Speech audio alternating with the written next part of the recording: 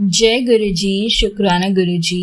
गुरु जी के चरण कमलों में कोटि कोटि प्रणाम और आप सभी संगत जी को जय गुरु जी। संगत जी, आज का शुक्राना सत्संग जो हम आपके साथ साझा कर रहे हैं, ये गुरु जी की पुरानी संगत जी का ब्लेस्ड शुक्राना सत्संग है। तो आइए संगत जी, हम गुरु जी का मंत्र जाप करते हैं और इस सत्संग को शुरू करते हैं। ओम नमः शिवाय, शिव जी सदा सहाय। ओम नमः शिवाय, गुरु जी सदा सहाय। जय गुरु जी, शुक्राना गुरु जी।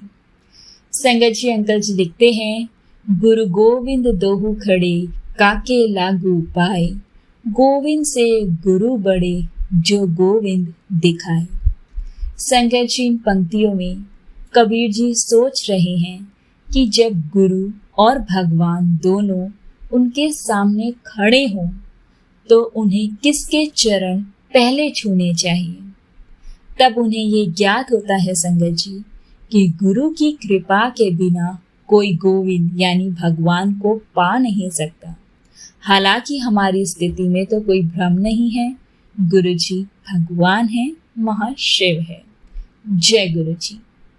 संगत जी बताते हैं कि मैंने गुरु जी के बारे में सबसे पहले तब सुना जब मैं अपने मामा, जो कि कर्नल है, S.K. जोशी, उनके यहाँ गया। संगत जी, सन 1996 की बात है। 1996 में जब मेरे अंदर का निराशावादी युवक मुझे पूरी तरह से गुरुजी में विश्वास नहीं करने दे रहा था। संगत जी, 1997 में अप्रैल का मंथ था, पहला हफ्ता था जब मुझे चंडीगढ़ में गुरुजी के पहले दर्शन प्राप्त हुए, दिव्य दर्शन। उन्होंने संगत जी मुझसे पूछा कि मैं कहाँ से आया हूँ। तो मैंने उनको बताया कि मैं कर्नल जोशी का भांजा हूँ और मैं जयपुर से आया हूँ। तो उन्होंने संगत जी अपना हाथ मेरे सिर पर रखा और बोले, कल्याण हो। फिर 2 दिन बाद जब मैं दिल्ली लौटा तो मुझे संगत जी नौकरी का एक प्रस्ताव मिला, जिसके बारे में संगत जी मैं बहुत उत्साहित था। और तुरंत कल्याण देखा आपने। और यह तब संगत जी जब मैंने चंडीगढ़ में चाय प्रसाद और लंगर प्रसाद ग्रहण करने से मना कर दिया था। संगत जी, गुरु जी के दर्शन के बाद भी मुझ में कुछ खास बदलाव नहीं आया। मुझे उनके सर्वशक्तिमान होने का ज्ञान हो, इसमें अभी कुछ और समय बाकी था। यकीन मानिए संगत जी, वो घड़ी भी गुरुजी ही सुनिश्चित करते हैं।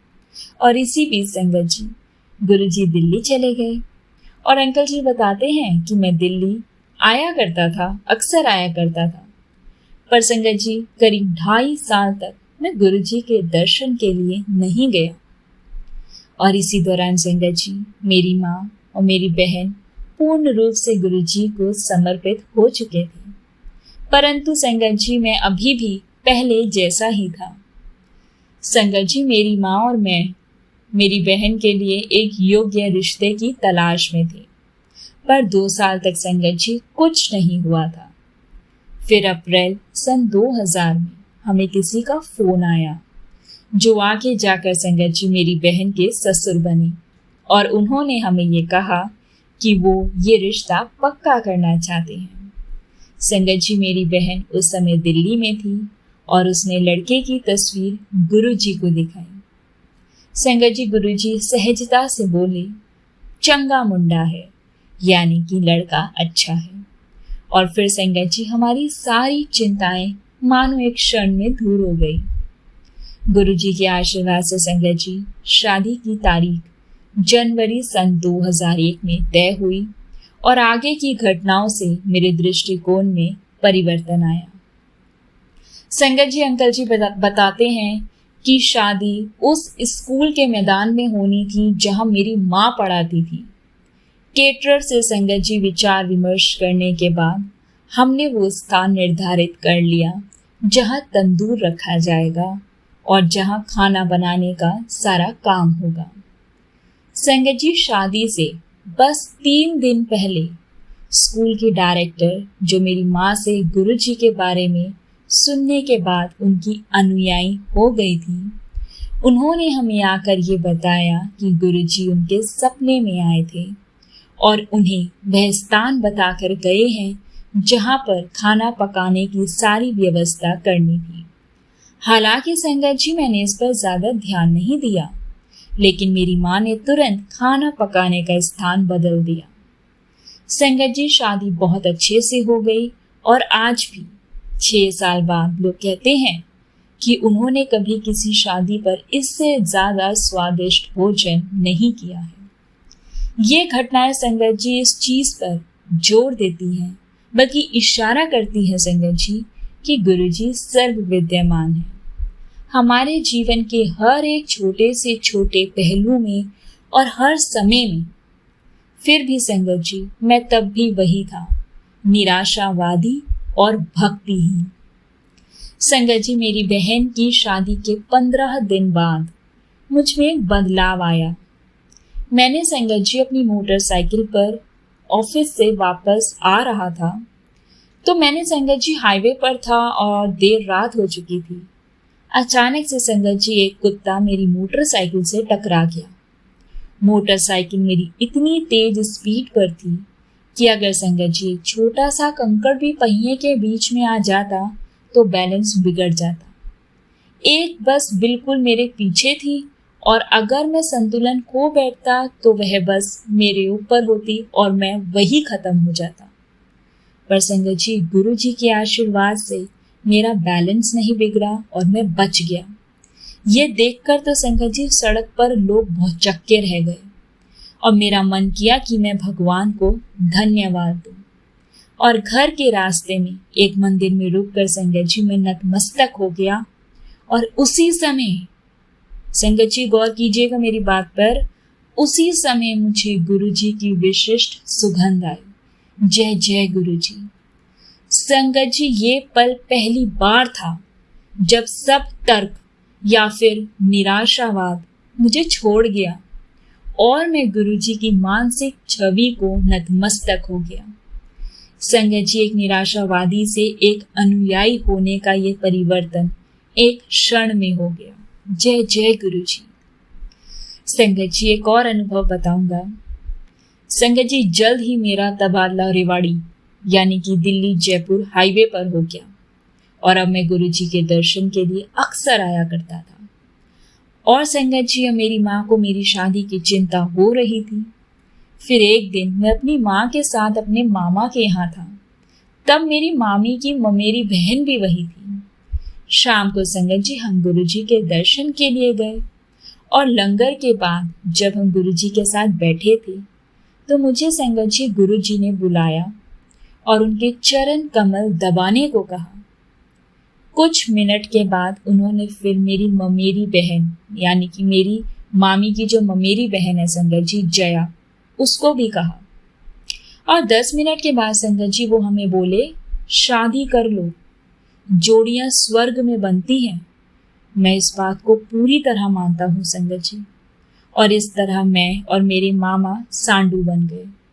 एक तथ्य जो गुरुजी हमें बार बार याद दिलाते रहते हैं।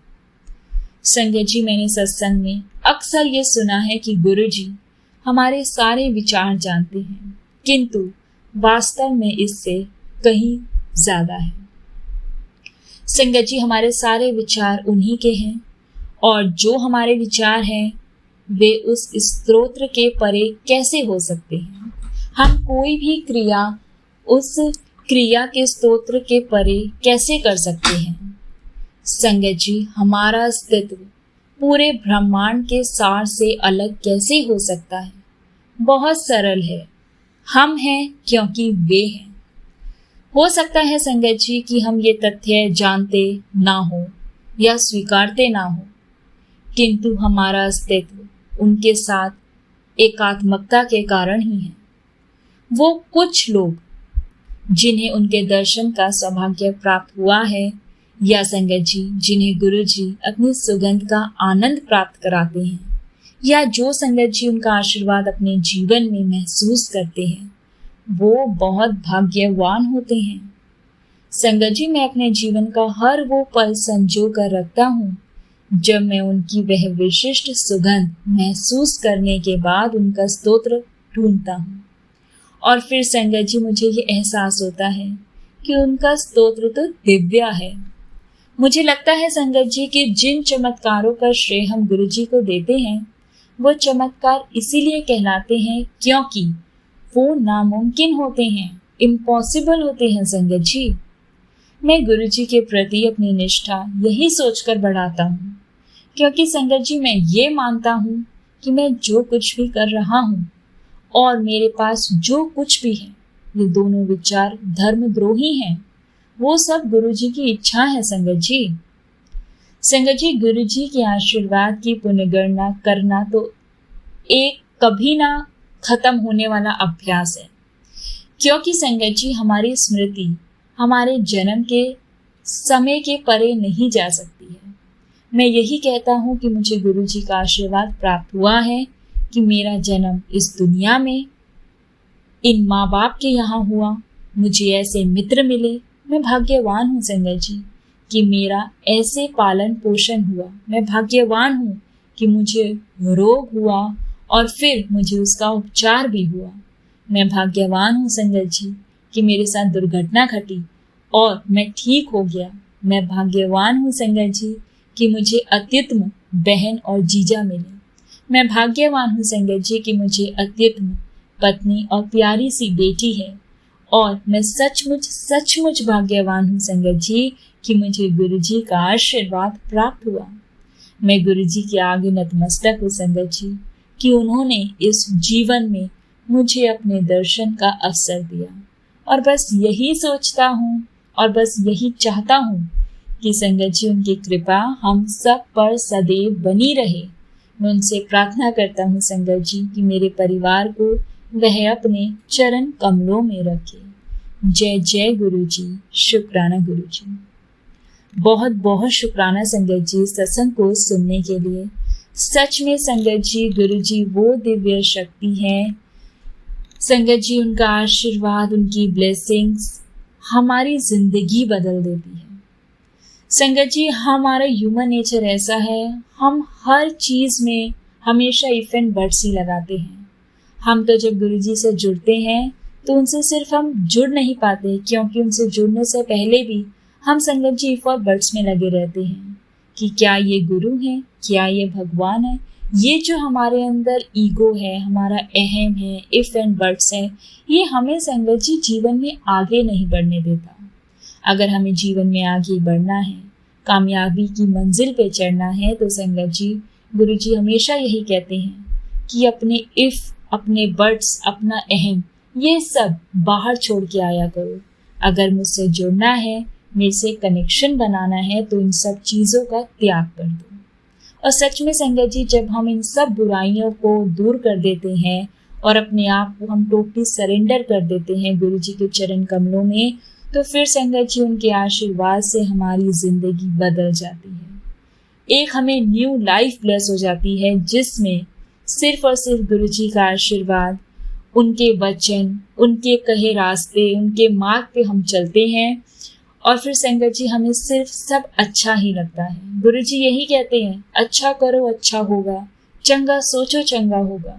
तो अपने कर्मों को अच्छा रखो, चंगी सोच रखो संगत जी, गुरु जी के कहे वचनों को फॉलो करो। जो भी शब्द गुरबानी कीर्तन में हमारे को संदेशा दिया जाता है, उसको समझो, उसको फॉलो करो। यही वो मार्ग है जिस पर गुरु जी हमें कहते हैं कि हमें चलना है, वही हमारा मार्गदर्शन करते हैं। तो बस संगत जी खुद को टोटली सरेंडर कर दो, गुरु जी का मंत्र जाप चांट करो, जितना कर सकते हो करो। इतना ब्लेस्ड मंत्र जाप है संगत जी, इतने कष्टों को, इतनी बीमारियों को दूर कर देता है। हमारे अंदर डिप्रेशन, एंजाइटी, इतनी सारी तकलीफ हमारे माइंड को काम कर देता है। बस आप समय निकालो रब के लिए, उनकी गुरबानी सुनो और मंत्र जाप करो। उसके बाद संगत जी गुरु कृपा के सामने बैठो, उनसे अरदास करो, उनके आगे संगत जी गुरु जी के आगे जल प्रसाद रखो। वो जब ब्लेस्ड हो जाए, उस जल प्रसाद को आप ग्रहण करो। बीमार है तो संगत जी अपनी दवाई उस जल प्रसाद से खाओ। आप देखोगे जिंदगी में आपके कितने बदलाव आएंगे। बदलाव आते हैं संगत जी, लेकिन धीरे धीरे आते हैं, क्योंकि हमारा कनेक्शन बनता है गुरु जी से। और जब हम अपना कनेक्शन बनाते हैं, हम रोज एक तरीके से अपने इस कनेक्शन को स्ट्रॉन्ग करते हैं, तो संगत जी एक दिन वो कनेक्शन इतना स्ट्रॉन्ग हो जाता है कि फिर हमें गुरु जी का एहसास भी फील होने लगता है, उनकी प्रेजेंस हमें फील होने लगती है। गुरु जी हमें अपनी प्रेजेंस फील करवाते हैं। जब आपका कनेक्शन स्ट्रॉन्ग हो जाएगा, आप गुरु जी के सामने बैठेंगे, उनसे बात करेंगे, उनका मंत्र जाप करेंगे, आपको एक ना एक पल वो एहसास होना शुरू हो जाएगा कि गुरु जी आपके अंग संग सहाय हैं।